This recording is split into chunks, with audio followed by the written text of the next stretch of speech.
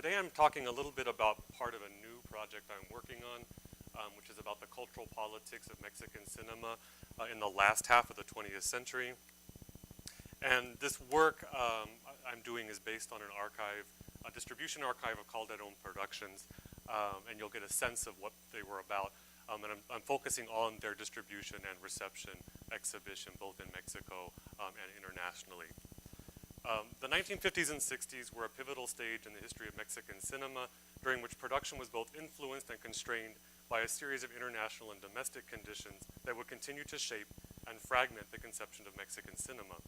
While scholars have typically referred to this as a period of decline, such rhetoric tends to mask other shifts that are central to understanding this transitional period between the thriving studio system in the 1940s, popularly known as the Golden Age, and the production of government-funded art film in the 1970s. Significantly, this moment also marked the supposed emergence of a definitive cleavage between popular and art cinema that continues to produce disparate visions of both nation and audience along lines of class, taste, and aesthetics. In this sense, the so-called decline was simultaneously the ascendance of a new brand of cinematic politics in Mexico. This presentation examines these transitions through the lens of the production company Cinematográfica Calderón, also known as Producciones Calderón, as it adjusted to the changing cinematic landscape of the post-war years. In particular, I consider its efforts at international distribution, identifying several of the key factors that shape its production schedule and distribution efforts.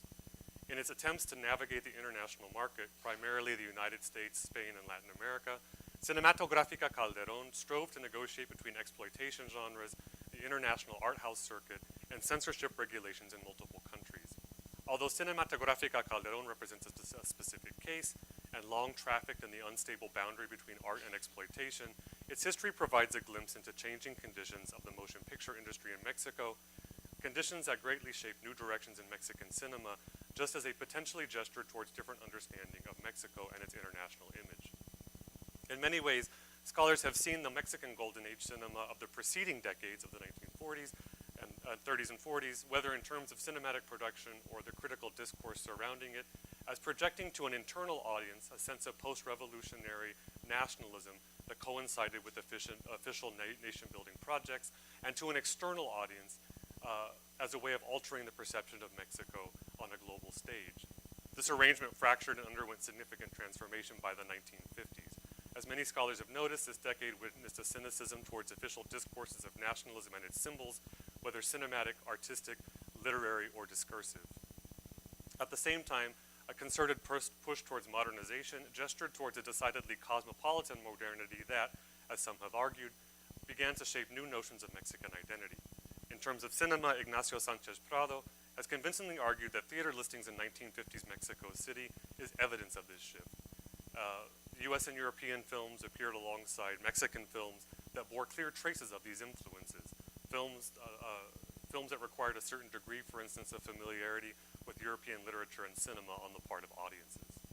Mexican cinema of the 50s and 60s also began more explicitly integrating cultural forms and genres from the US. Cinematográfica Calderón was at the forefront of these developments and enthusiastically embraced these influences, including rock music, the production of teen pics and juvenile delinquent films, westerns, alongside music and dance from the Caribbean. It's not only the language of decline that has led scholars to largely dismiss or ignore such films, but the fact that their cultural frames of reference do not neatly align with conventional insular notions of national identity. Aside from global influences, Mexican cinema was also shaped by its ongoing efforts to attract a global audience in this environment. No longer able to rely on the genres of the Golden Age or bankable stars of the past, and facing increased competition from Hollywood that in many places deprived Mexico and Mexican cinema of a mass audience, even where it had the linguistic advantage. Mexican producers began looking towards the international specialty, independent, and art house markets of the 1950s as a solution to changing industrial and socio-cultural conditions.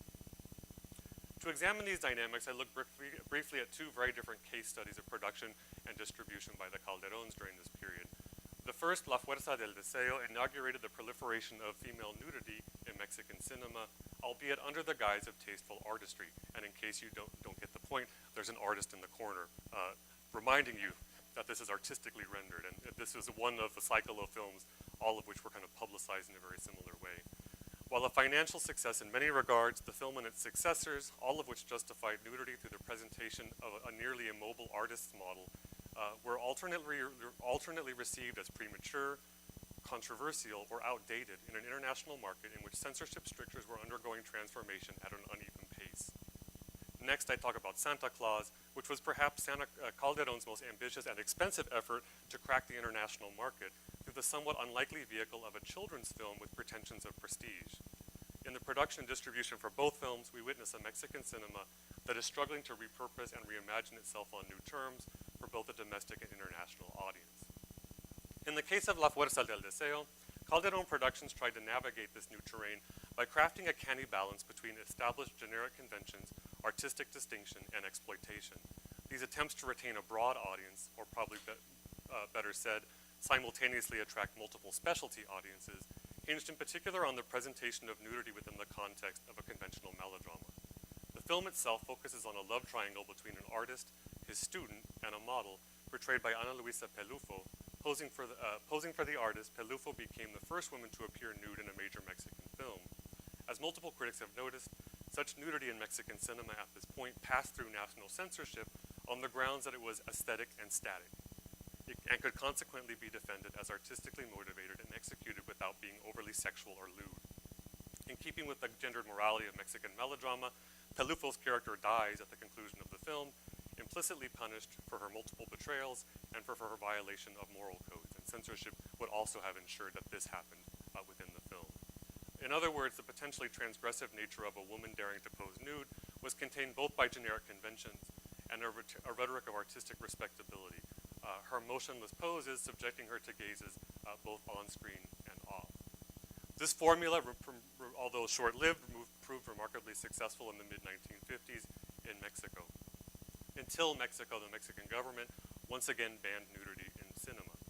The Calderóns quickly reproduced it across a range of similar films, all relying on the foundation of aesthetic and static nudity, often starring Pelufo as an artist model, La Ilegítima, El Seductor, La Diana Cazadora, and La Virtud Desnuda, Naked Virtue, among others. While the film had to navigate federal censorship, religious objections, and controversy on the domestic front, where in the case of La Fuerza del Deseo, one scene was excised for the national audience, the film's distribution history suggests that the intended audience of the film was also international and varied in scope. This is evident both in terms of the text and the alteration of the text in multiple markets.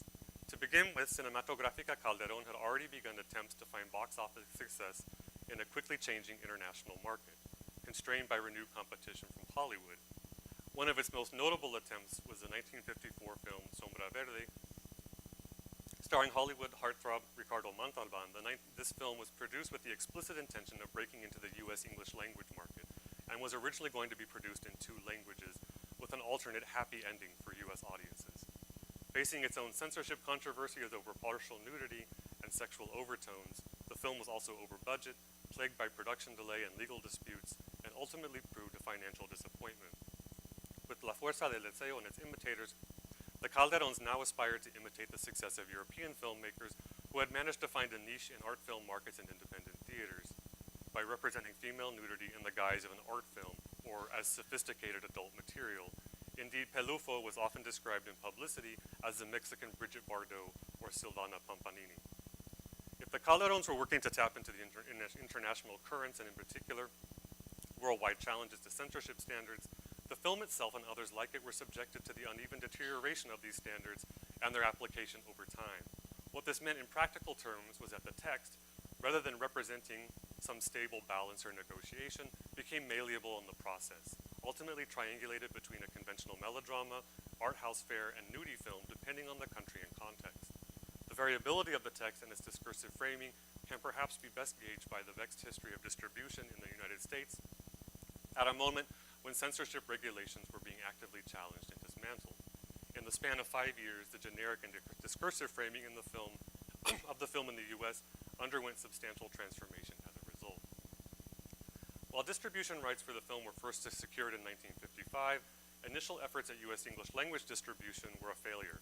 In places like Washington, D.C., the distributor was obliged to screen the film for police censors and even toyed with the idea of bringing in local clergy to approve the film. In order to convince US municipal censors, the Calderones had prominent individuals from Latin America, including the general manager of IBM Mexico for some reason, attest to the artistic merit of the film and its tasteful presentation of nudity that distanced it from sensationalism or pornography, asking them to affirm that, quote, far from being offensive to good custom, it has shown us pictures of feminine beauty in an artistic form, worthy of true admiration, end quote. In the US, the film arrived just at the moment in which boundaries of cinematic content were being pushed, and while national censorship regulations had been struck down as unconstitutional, state and municipal boards and police censors still held the power to ban screenings of films considered to be obscene by local standards. Although a new distribution deal was struck with Harvey Pergament's Cavalcade Pictures in 1958, the film was seized by US Customs for being obscene. To be cleared for screening, Cavalcade engaged in a lengthy legal battle that delayed the US release of the film for nearly 3 years. Cinematic nudity was restricted in Mexico shortly after the initial production of this cycle, and likely not just because of pressure from the Mexican Legion of Decency and other entities who were indeed putting pressure on the government to alter censorship. Rather, national distributors had actually passed on these films, justifiably regarding them as a financial risk on the international market. In some respects, then, their repackaging and marketing as exploitation in the US occurred through the Calderones' reliance on K. Gordon Murray's Trans International Pictures and Cavalcade, both of whom had experience and connections with independent theaters. Even still, these distributors struggled to pitch the films to various audiences while remaining conscious of the boundaries between them. Pergament, for instance, owner of Cavalcade Films, demanded that existing prints of La Fuerza be pulled from Spanish-language theaters in the US, as the version already being distributed through that circuit as a melodrama was not only missing the nude scenes, but would create undue competition for the English-language version. He also suggested that the film be subtitled in English, a convention typical of art house fare, before being dubbed in English for a general audience. Even the choice of an English-language title for the film was part of this calculus. As Pergament explained, quote, I want to take this picture out of the gutter thinking and elevate it to the highbrow. The others will come see the picture anyway. If it goes the Main Street route, the better class people won't go to the theater, but if we play a high-class art theater, everyone goes, end quote. By the time the La Fuerza could be illegally exhibited in the early 1960s, the film, now bluntly titled The Nude in English, was already somewhat outdated in its aesthetic and static treatment of nudity. In fact, Pergament exchanged dozens of letters with Guillermo Calderón in an effort to somehow extend the film's nude scenes, including what he referred to as the blouse scene, the only scene that was excised in Mexico, and a dream sequence in which the artist is visited by a montage of his former models while under anesthesia. Very artistically rendered. His life, at least the nude model part, flashes before his eyes. Pergament constantly requested outtakes and extra footage from Calderón, even suggesting at one point that the film's actors be flown to Los Angeles to shoot additional nude scenes. The eventual solution required culling footage from a print in Los Angeles, tracking down outtakes lost during the Mexican government's takeover of the country's largest studio, finding extra footage apparently shot for the European market, sending footage surreptitiously from Mexico in small parcels to avoid detection by customs, and consulting with editor Jose Leo to instruct Pergament exactly where this footage should be inserted into the existing print. This is hundreds of letters back and forth, some of them talking about, you know, this nude scene is missing 12 frames, can we fix this? 12 frames, half a second, right? The repurposing and marketing of the film as a nudie arguably disrupted the balance between artistry, genre cinema, and exploitation in favor of the latter. What I choose to be a particular turning point or a decade in Pakistani cinema is more of a bend, because it's kind of difficult to map a linear progression of this moment, and therefore, but it's still interesting as a decade. And I mean, more and more that I thought about it, it felt like it was actually 1965 that should be seen as a turning point here. And there's a reason why I call it a bend. There are two reasons. I mean, one is that one has to do with the vacillating reality of Pakistan itself. So from a territorial abstraction in colonial India from 1930s to its dismemberment, territorial dismemberment in 1971. So all these changes that happened between 1948 to 71 is one of the reasons why we cannot actually trace a kind of a linear history here. The other thing is that the filmmakers who are associated with the films that I'm looking at both died in late 60s and early 70s. So it's almost like the legacy was never quite taken up, at least until recently. Um, but 1960s is a time of relative stability in the country, marked by the military regime of General Ayub Khan, who, in fact, for the first time, realizes, as a government, realizes the important role that cinema can play in producing the nation. And in fact, orders the first fact-finding committee for film in the country, which sort of comes up with its findings in 1960-61. This decade also forms the outer limit of my research on the transformative impact of partition on the film cultures of South Asian cinema. And in particular, I focus on the experience of Lahore, which was very different from Bombay, both centers of colonial filmmaking. And this is something one needs to keep in mind because filmmaking is older than national boundaries in South Asia. So this is something we constantly remind ourselves when writing film histories. So the experience of Lahore is very different from Bombay, owing to its location in the divided Punjab region, which witnessed large-scale displacement and violence. Film studios were attacked, looted, set on fire, and of course abandoned. Filmmaking in Pakistan resumes in 1948 with basic infrastructure, drawing on creative energies of some personnel who had stayed back, as well as film migrants from India. And these film migrants were, as you can imagine, Muslim film migrants. I don't know if this is very clear, but this is just to give you a sense of the kind of films that were in circulation in Pakistan in the 50s and 60s, and there's a lot of variety. I mean, on top you can say there's Ben-Hur, but also Indian films, that's Avara in the corner, On. So there's a mix of films coming in, Hollywood films, Indian films, as well as local productions like Shaheed at the bottom and Gulfarm. So it's an interesting mix of both local production as well as films coming in from India and Hollywood. Now, the 1950s in Pakistan is often seen as a time of transition, marked by low film production, continued presence of Indian films, which was considered as disadvantageous for the local production. And there were demands to ban at least restrict the flow of Indian films in Pakistani territory, which is something that happens in 1965. So the two countries go to war in 1965, which is when Pakistan says, okay, we will not have Indian films in Pakistan any longer, stop film trade with them. That's what happens then. In terms of identifiable genres, there is the social film, which is basically domestic melodramas, which are looking at individuals caught between the forces of modernity and tradition. There are also iterations of the Arabian Nights fantasies at this time, very popular. When you mentioned the Aladdin lamp in Mexico in 50s, in Pakistan and India, we have a lot of Arabian Nights fantasies and their iterations. And what emerges in the 50s is a new category of film, which is what I would call the Islamic warrior films. And these were basically based on stories from the Crusades or the invasion of the upper Indian subcontinent by Turks and Central Asian warriors. So, well, we don't have an instance of that here, but Gulfarm would be counted as an Arabian Nights fantasy drawing on that tradition. Now, the national rivalry and antagonism with India gets intensified after the 1965 war.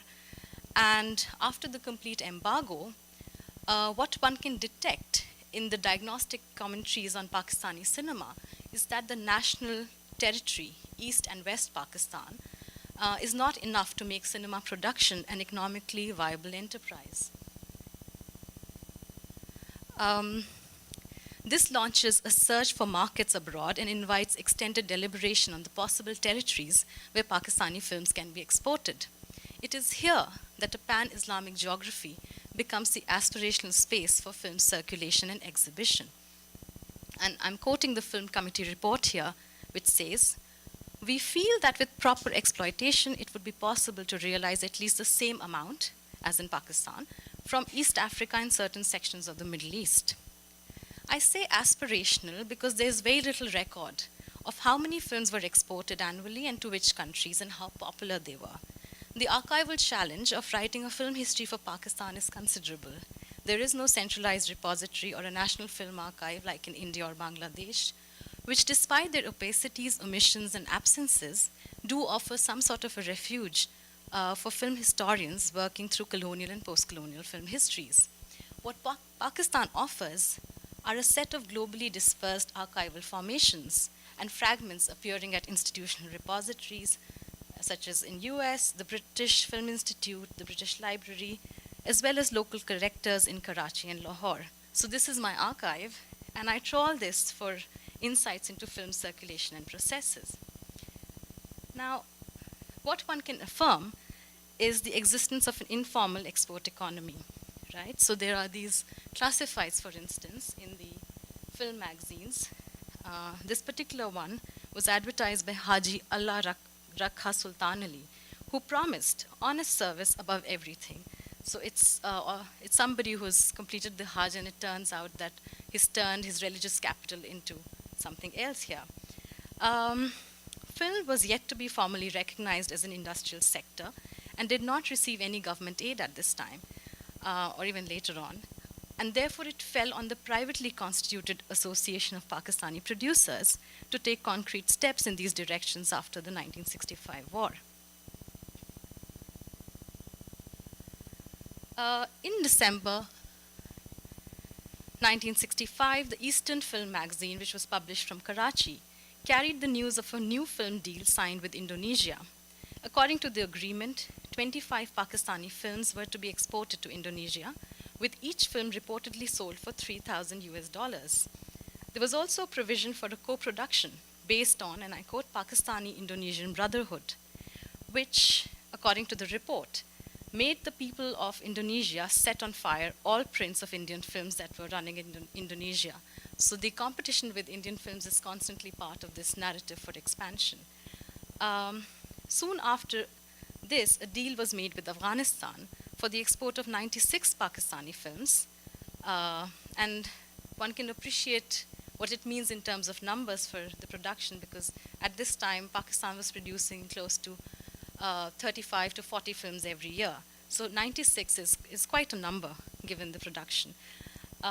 So this deal apparently, according to this report in Eastern Film magazine, ushered in a new era of friendship between the two Muslim countries, and I quote again, a welcome relief to see films with Muslim culture for the Afghani audience who were accustomed to seeing Indian films with Hindu backdrop. And the search for export markets was therefore done on a competitive basis with Indian films, targeting the subcontinental diaspora in the Persian Gulf and the African coast.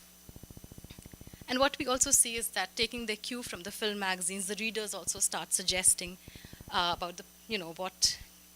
start suggesting options for Pakistani films, and they wonder whether Iran could be a possible region, given the Regional Cooperation for Development Treaty that was signed between Iran, Turkey, and Pakistan in '64. A guest columnist wrote of his visit to the UK, where Pakistani films were being successfully screened in packed cinema halls. But above all, it was the Middle East that was being debated in terms of its potential as a promising territory for Pakistani films. So this is from a newspaper report that appeared in the late 50s. The position in the Middle East is a bit different. Film is something of a novelty in several areas. A majority of Arabic films come from Egypt, which has done quite well as an established industry. Egyptian films present sex and glamour in such loud terms that our producers cannot even think of. Even if there's something in our films to interest Iranian, Iraqi, or Egyptian people, the language barrier is there. Unless our producers dub their picture in Persian or Arabic, their appeal will be limited. And this sort of brings me to what was sort of circulating in Pakistan at this time in the 60s. So one film that comes from Egypt and is extremely popular in Pakistan is The Sword of Islam, starring Lubna Abdulaziz. Lawrence of Arabia also comes in 1965 to Pakistan, but of course has an international release in 1962.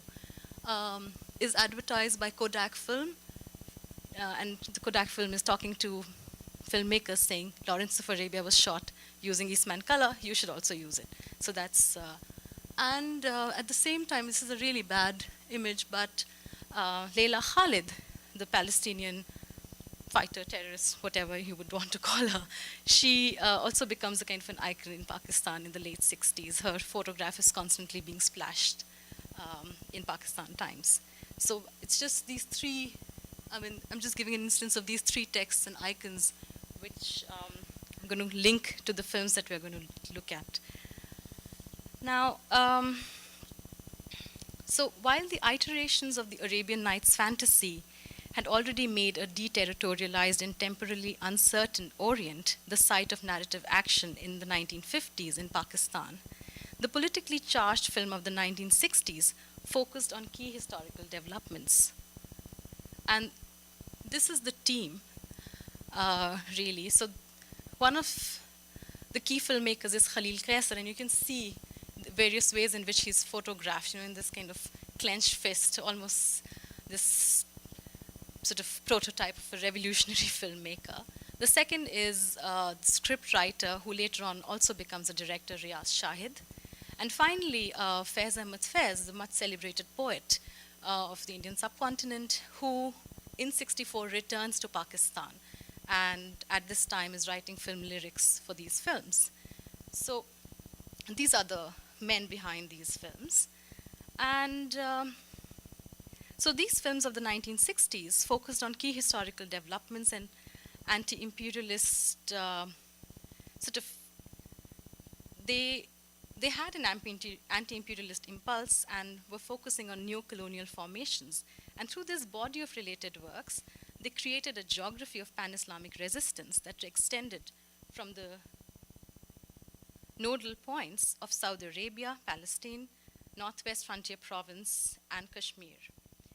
Here, imperialism was defined rather expansively. It included British oil interests in Arab countries, Zionist expansion in the Palestinian territory, Indian armed control in the Kashmir Valley, and British Empire's military dependence and designs on the Northwest Frontier Province on the Afghan-Pakistan border.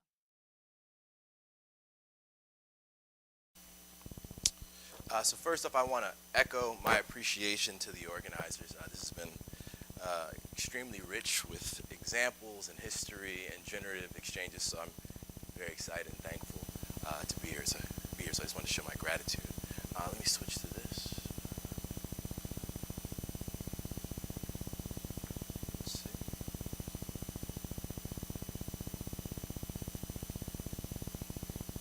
There it is. Okay. So my talk, 1989 USA, Black Popular Culture and Global Imaginaries of STEEZ. Just a little background about myself. Pull this all up, excuse me. My first book, The East is Black, explores radical Black American political relations with China during the Cold War, with a specific focus. Let's see if this turns so I can. There it is. With a specific focus on how practices of media, art, and travel are deployed by Black Americans to connect their struggles against Jim Crow racism and American empire with communist China's anti-imperialist challenge to Euro-American and Soviet geopolitical hegemony. At the heart of the project is an examination of the different and contradictory ways that Afro-Asian radical struggle was imagined and projected by both Black Americans and the Chinese state. That is the ways articulations about Chineseness became essential to U.S. Black radical movements, and conversely how arguments about Black struggle were deployed by the Chinese state as means to center China in domestic and international narratives about multiracial socialist revolution. Ultimately, part of my agenda in the book is to push back on dominant constructions of Cold War Black American political cultures as well as Chinese political cultures that reinforce a rigid national framing of these cultures. Instead, I deem it pertinent to globalize Black American and Chinese political cultures. That is, to root R-O-T and R-O-U-T-E, right, a la James Clifford, Paul Gilroy, and others, these political cultures within a global context of power dynamics, debates, discourses, and interactions. My more recent work is now following a similar thread, but it's focusing on Black political and popular cultures of the past 3 decades. In particular, U.S. hip-hop, cultures and black expressive cultures of literature, sport, fine art, and multimedia, specifically focusing on their commodification in global industries of American empire and economic globalization. The rest of my talk will explore some of these themes in the context of 1989, a year that carries a bit of reverence within U.S. hip-hop cultures and dominant historical accounts concerning it. Like Marwan yesterday, when Aswin kind of sent out the provocation, regarding turning points. For me, it kind of compelled like an existential crisis of sorts. Before I could even think about, what are turning points in global media history, I had to think about, what were the turning points in my own life, especially as they relate to histories of media and culture. 1989 was an important and formative year in my life. It was during that year as a near 10-year-old that I experienced a particular social awakening about issues of race and injustice. The inauguration of President George H.W. Bush in the first months of that year, and the coming psychological transition from the 1980s to 1990s for my mother and many other residents of our Harlem, New York City apartment building was definitely not hard to swallow. Most folks couldn't wait for the 1990s because the 1980s had been no ribbon in the sky. The 1980s hit my neighborhood and other pockets of urban black America hard, leaving people reeling from economic collapse and the increasing demise of public services and programs. Deindustrialization, economic globalization, and the massive exodus of jobs, alongside growing militarization of the police, increased national defense spending, and the ever-draconian practices of the judicial system and the carceral state in their dual wars on crime and drugs left many black Americans feeling especially vulnerable, abandoned, and terrorized. In cities and towns throughout the country, black people were trapped in racially segregated, jobless ghettos, where underground enterprises revolving around the sale of narcotics, sex work, and hustling for more and more young people offered better prospects of keeping the lights on than attending dilapidated, under-resourced, and neglected schools. MC Melly Mel hit the nail on its head when he deftly rapped that black and brown folks nationwide found themselves living lives close to the edge. This was a time marked by the criminalization of black youth and young adults by police, middle-class society, and the news media. Look no further than your local newspaper and you would see headlines about the Central Park Five, a group of five New York teenage boys of color who stood accused of attacking, raping, and nearly killing a white female jogger. Throughout the year, headlines and images portrayed these young teens as violent offenders who, if not punished severely, would commit more acts of terror on unsuspecting, innocent victims. The teens, it was argued, were not your average middle American teen, but rather super predators, a symptom of inner-city single-home households, parents who neglected their responsibilities, and communities that exhibited a culture of pathology. Such claims about the city's youth of color only made more deep the depth of the racial and economic divide separating the populations that called the city home. Even our current president couldn't stay outside the fray. He sowed the seeds of the young boy's ultimate conviction, a wrongful conviction, I might add, that ended up being overturned over a decade later. Our current president, Donald Trump, took out full-page advertisements in all four of the city's major newspapers where he called for the boy's execution and for greater police presence on New York City streets.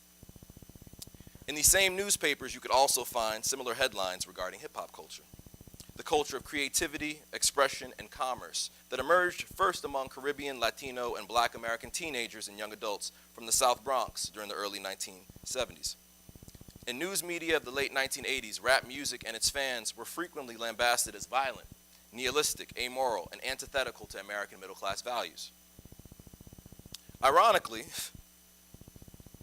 as some journalists, politicians, and activists were identifying hip-hop as part of a larger moral crisis within America's inner cities, rap music of 1988 and 1989 was being heralded within the culture as having reached its zenith.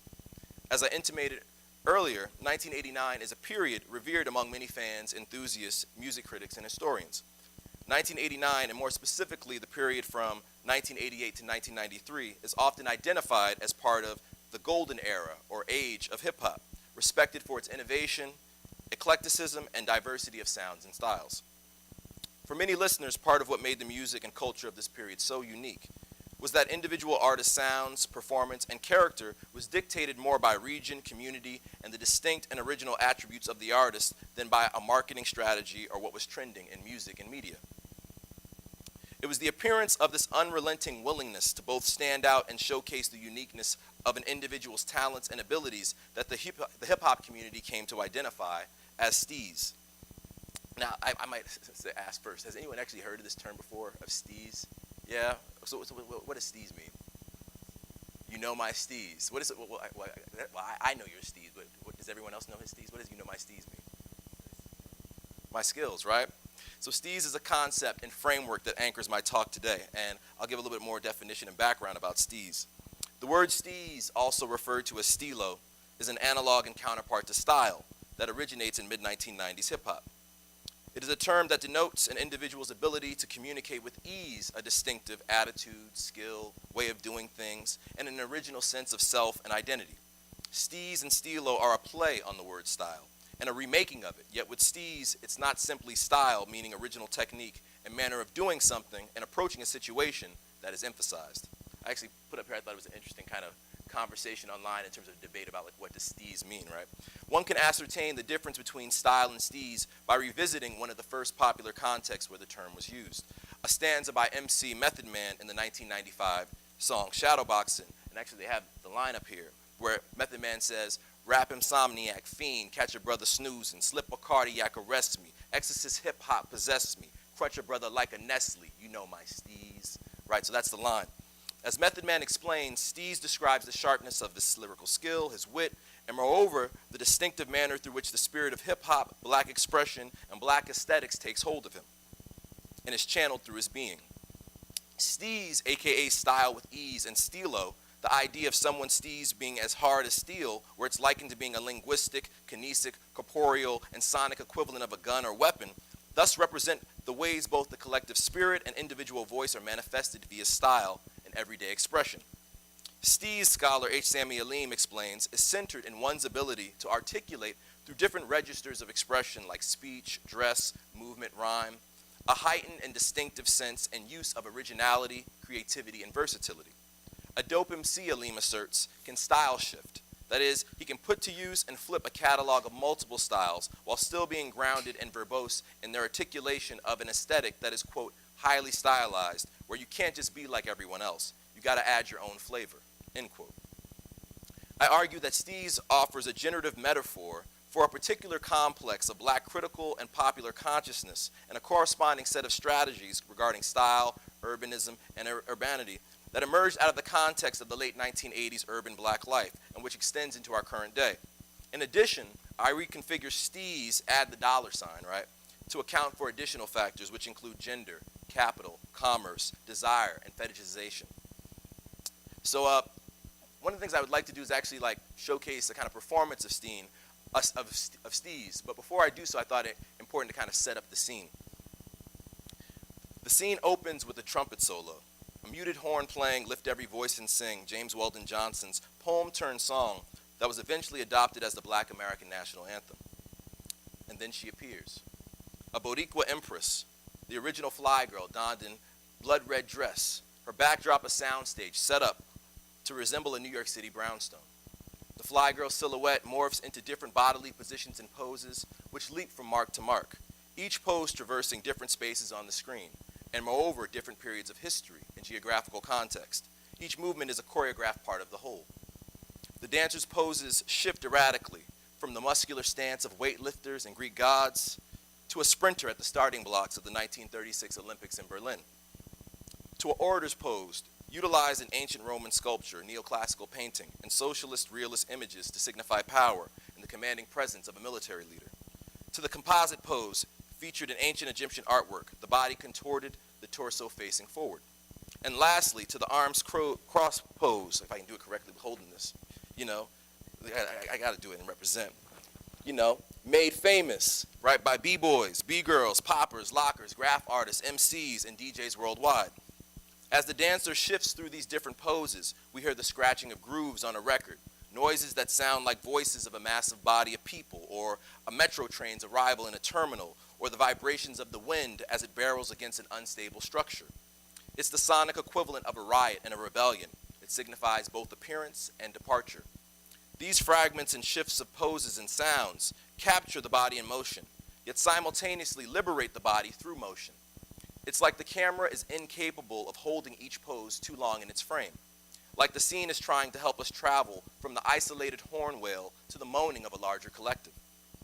Then the woman begins to dance, gyrating, doing the 1980s and 1990s dances that some of us used to do, the WAP, the Running Man, the Roger Rabbit. For the next 5 minutes, she goes off, hipping, hopping, boxing and kicking, grimacing and gritting. And as she does all this, her outfits shift from red dress to blue dance leotard to a white boxing robe accompanied by red gloves. Oh shit, you realize? The outfit denotes the colors of the American flag. She is in a trance, her body, movements, and sounds that surround her and us a DeLorean that travels through time and space.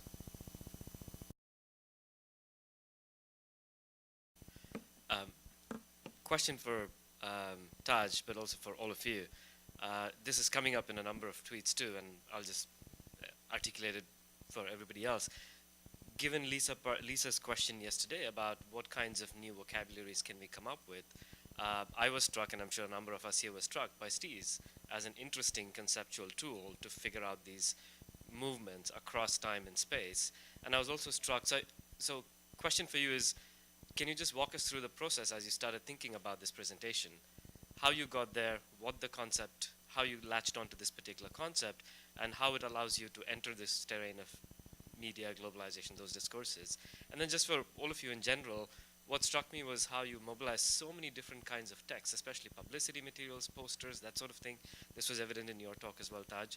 So if you could all just speak very briefly about returning to this kind of paying close attention to textuality as a really good, dense site from which to then track all kinds of movements across space, across distribution, production, reception, and then globally in larger discourses as well.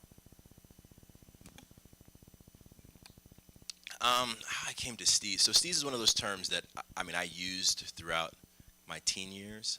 So it was a term that I felt like I have a personal kind of relationship to, but it was a term that, to some degree, I thought was primarily used by a certain kind of generation.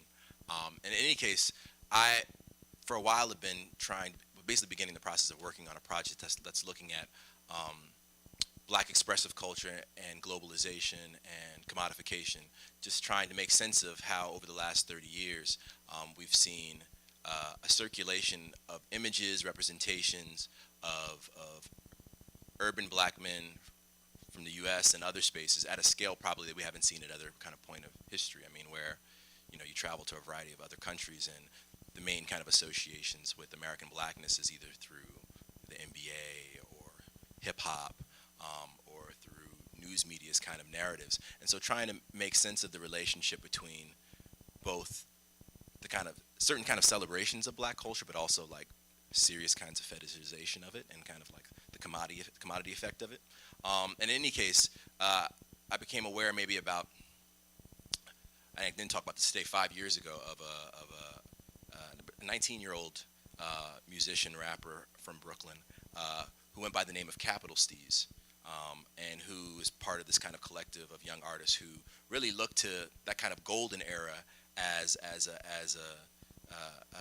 a kind of important moment, both in terms of creativity, expression, and who are influenced by it. You can see, you can hear elements of that in their sound, where you can see them kind of giving credit to those who come before them, but they also offer a really kind of fresh take. So it doesn't sound as if it's just simply from the 1990s. It sounds very, very current and relevant. And many of the issues, they have a really kind of anti-establishment message. And so I was really intrigued because he really talks about style and artistry, but he centers it within this kind of criticism of hip hop and popular culture broadly, and a critique of the associations he sees between the commodification of the culture and the kind of commodification of everyday life. He looks at hip hop as just a kind of microcosm of the spectacle of